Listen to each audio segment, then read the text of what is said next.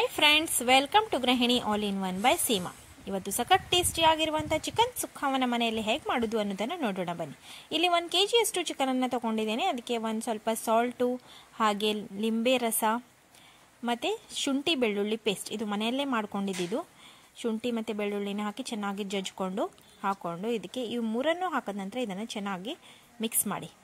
ಲಿಂಬು, ಉಪ್ಪು, ಶುಂಠಿ ಬೆಳ್ಳುಳ್ಳಿ ಪೇಸ್ಟ್ ಸರಿಯಾಗಿ ತಾಗಬೇಕು.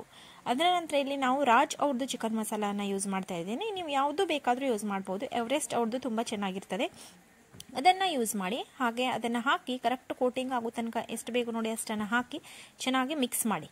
ಎಲ್ಲ ಮಾಂಸಕ್ಕೂ ಕರೆಕ್ಟಾಗಿ ತಾಗಬೇಕು. ಹಾಗೆ ನೋಡಿ, ಈ ಥರ ಆದ ನಂತರ ಇದನ್ನು ಮ್ಯಾರಿನೇಟ್ ಆಗಲಿಕ್ಕೆ ಬಿಟ್ಟುಬಿಡಿ.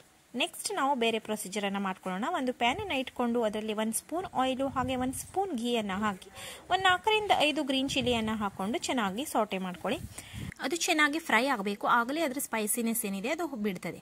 ಹಾಗೆ ಅದರಲ್ಲಿ 1-2 ದೊಡ್ಡದಾಗಿರುವಂಥ ಆನಿಯನನ್ನು ಸಣ್ಣದಾಗಿ ಕೊಚ್ಚಿಟ್ಕೊಂಡು ಅದನ್ನು ಕೂಡ ಹಾಕಿ ಚೆನ್ನಾಗಿ ಅದರದ್ದು ಕಲರ್ ಚೇಂಜ್ ಆಗೋ ತನಕ ಹುರ್ಕೊಳ್ಳಿ. ಹಾಗೆ 1 ಸ್ಪೂನಷ್ಟು ಅರಿಶಿನ ಪೌಡ್ರನ್ನು ಹಾಕಿ ಅದನ್ನು ಕೂಡ ಅದರಲ್ಲಿ ಚೆನ್ನಾಗಿ ಮಿಕ್ಸ್ ಮಾಡಿ. ಹಾಗೆ 2 ರಿಂದ 3 ನೀವು ಟೊಮೆಟೊವನ್ನು ಕೂಡ ಸಣ್ಣದಾಗಿ ಕೊಚ್ಚಿಟ್ಕೊಂಡು ಅದನ್ನು ಕೂಡ ಇದರಲ್ಲಿ ಮಿಕ್ಸ್ ಮಾಡಿ.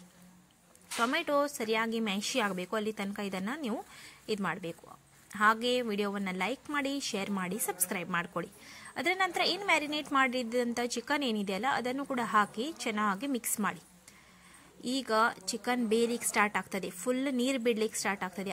ಏನು ನೀರು ಬಿಡ್ತದಲ್ಲ ಚಿಕನು, ಅದರ ನಂತರ ಅದು ಫುಲ್ ಡ್ರೈ ಆಗಬೇಕು ಪ್ಯಾನಿಗೆ. ಆ ಥರ ಆಗೋ ತನಕ ಅದನ್ನು ನೀವು ಮಾಡಬೇಕು. ಅದರ ನಂತರ ರುಚಿಗೆ ತಕ್ಕಷ್ಟು ಉಪ್ಪನ್ನು ಹಾಕಿ ನಂತರ ಹಾಟ್ ಆಗಿ ಸರ್ವ್ ಮಾಡ್ಕೊಳ್ಳಿ. ಸಖತ್ ಟೇಸ್ಟಿ ಆಗಿರ್ತದೆ ಇದು. ಒಂದ್ಸಲ ಮಾಡಿ ನೋಡಿ, ನಿಮಗೆ ಹೇಗೆ ಅನಿಸ್ತು ಅಂತ ಹೇಳೋದನ್ನು ಮಾತ್ರ ಮರಿಬೇಡಿ. ಮತ್ತೆ ಸಿಗ್ತೇನೆ ನಿಮಗೆ.